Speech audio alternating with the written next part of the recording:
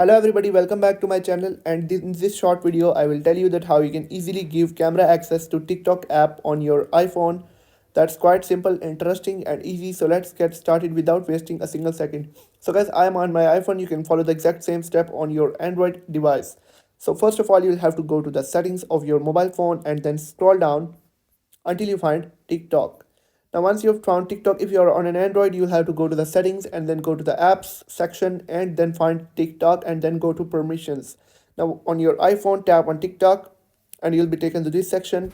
And just under microphone, you'll find an option of camera that is turned off by default, and all you'll have to do is to toggle this on, and you have successfully provided camera access to your TikTok app, and TikTok app will use your camera to record videos or something like that. So that's how you can easily provide camera access to TikTok app on your iPhone and on your Android. So if you found the video helpful, make sure to like the video and hit that subscribe button. And if you have any questions, let me know in the comments.